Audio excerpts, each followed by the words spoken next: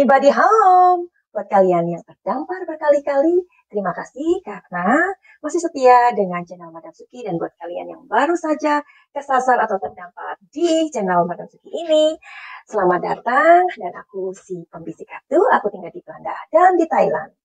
Nah, akhirnya sang sutradara mengaku bahwa dialah yang merekayasa atau membuat skenario tentang terbunuhnya ajudannya, yakni Brigadir J, di mana drama pun terkuak satu persatu.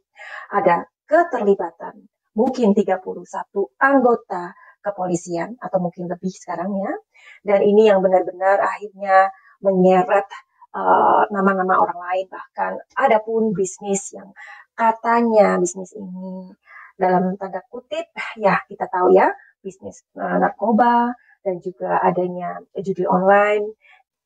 Siapa yang menyangka bahwa insiden baku tembak antara Brigadir J yang dituduh ya, which is kita tahu bahwa Brigadir J sama sekali tidak ada adegan tembak-menembak, melainkan itu hanya sebuah rekayasa ya. Tapi whatever, itu sudah terjadi dan ini benar-benar melibatkan banyak orang.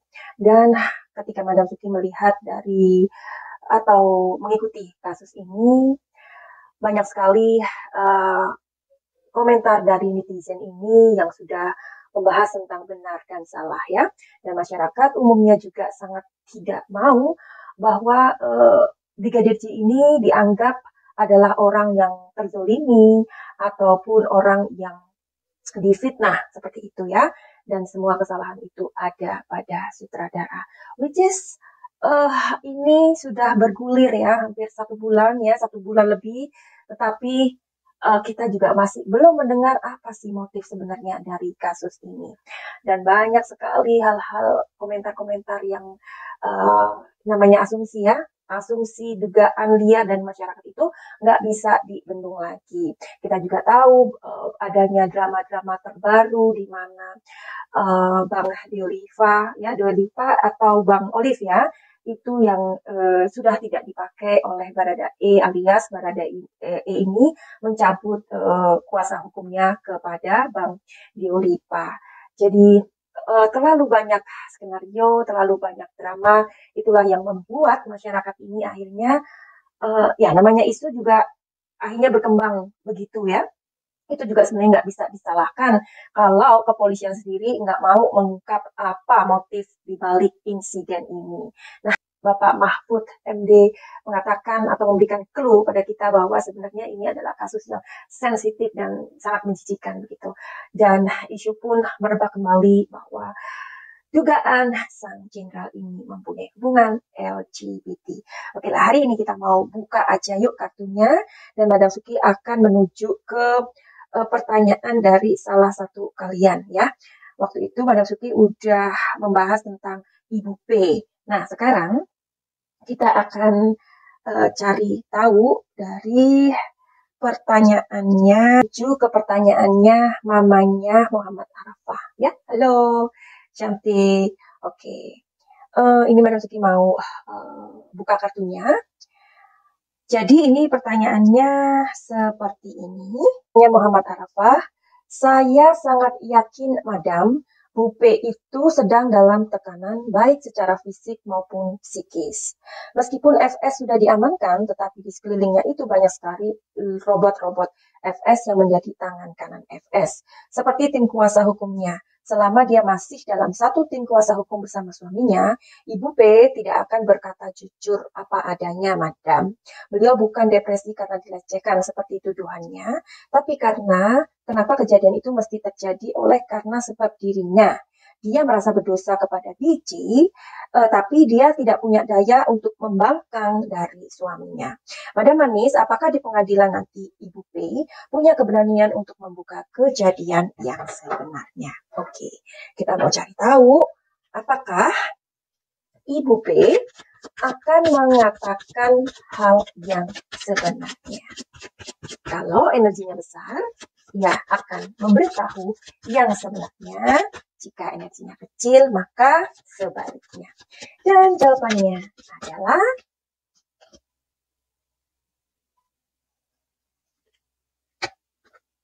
Ya, dia tidak akan memberitahu yang sebenarnya. Ya, meskipun di pengadilan nanti. Kenapa? Karena ini memang kalau dia mengatakan yang sebenarnya, yang pasti juga dia tahu resikonya. Jadi susah ya kalau negara kita dikuasai oleh orang-orang yang memanfaatkan wewenangnya, jabatannya, ataupun kekuasaannya ya.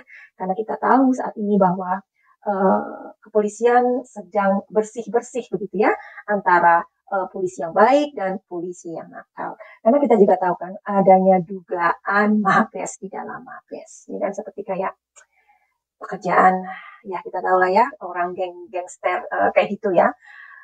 Jadi sekarang ini terjadi di kepolisian dan bisa jadi itu sudah lama sekali ya.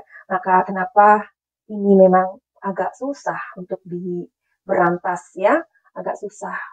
Kita juga tahu ya, Bapak Mahfud MD juga mengatakan, iya awalnya kan memang ini susah untuk dimintain keterangan. Which is itu cuma keterangan ya apa yang terjadi begitu. Karena bahwa ini menyangkut jenderal begitu. Jadi memang tidak mudah ya. Makanya sampai Bapak Jokowi mengatakan sampai 3 kali itu artinya memang sudah harus benar-benar untuk diperhatikan begitu. Tapi mudah-mudahan Bapak Listio adalah orang yang benar-benar membuat masyarakat bangkit dan percaya kembali kepada Kapolri begitu ya. Oke, terus kita mau cari tahu aja yuk. Kenapa? Kita mau cari tahu. Kenapa Ibu P tidak mau mengatakannya atau tidak mau jujur apa yang akan terjadi? Apa yang ditakutkan? Apa yang ditakutkan oleh Ibu P ini? Oke, kita cari tahu ketakutan Ibu P. Ibu P dalam sebuah tekanan, ya, ditekan, ya, tidak boleh mengatakan yang sebenarnya. Oke, apa yang terjadi? Di sini ada guidance, artinya beliau takut sesuatu terjadi. Jadi ini bukan masalah tentang dirinya dan keluarganya, tetapi ini sudah menyangkut banyak hal yang kita nggak tahu sebagai orang awam bakalan terjadi. Dan Ibu P sudah tahu hal itu. Dan satu lagi, apa yang ditakutkan? Ya, dia merasa sendirian aja. Adapun orang-orang yang membantu, seperti yang tadi dikatakan oleh masyarakat awam yang mewakili dari Mama Muhammad Arafah, bahwa betul dia ada yang mendampingi, dia ada yang sepertinya sepertinya tidak sendiri, tetapi dia sendirian. Nah, makanya kenapa juga LPSK juga tidak mau untuk tidak membantu ya, karena memang ya dia merasa sendirian saat ini begitu. Nah, kalau orang sudah merasa sendirian, apa? Berarti kan dia harus menuruti apa skenario berikutnya. Oke, kita doakan aja Ibu P mendapatkan sebuah bantuan dari Tuhan ya. Karena memang Madam Suki juga melihat kuncinya di sini ada di Ibu P dan Baradae begitu. Jadi mudah-mudahan Tuhan akan menyertai orang-orang yang tepat untuk Ibu P dan Baradae. Kita juga tahu ya kehadiran dari pengacara yang pertama ya tiba-tiba mengundurkan diri Baradae ya. Kemudian kita lihat betapa vokalnya Bang Olive ini ya sama seperti Bapak Kamarudin, tetapi toh dia juga di stop ya kan. Nah, mudah-mudahan ada orang-orang baik yang masih tersisa di Indonesia ini untuk bangkit untuk melawan kebatilan. Jadi sekarang ini kita tahu bahwa adanya kekuatan baik dan buruk, yin dan yang itu benar-benar yang sedang ada di tubuh kepolisian Indonesia ini. Mudah-mudahan ke depan, masa depan Kapolri menjadi badan atau lembaga keamanan yang sehat kembali. Ya, oke, begitu aja. Jika kalian mempunyai pertanyaan, silakan memberikan komentar kalian. Dan ingat, ini adalah sebuah prediksi Ya, prediksi itu sama juga dengan dugaan ataupun asumsi. Ya, buat kalian yang mempunyai masalah dalam kehidupan ini, silahkan untuk berkonsultasi kepada Madam Suki ataupun kalian yang ingin healing atau kalian ingin mengobati trauma-trauma ataupun luka-luka batin atau apa saja. Finally, begitu aja. Send love and light. Salam Jaya.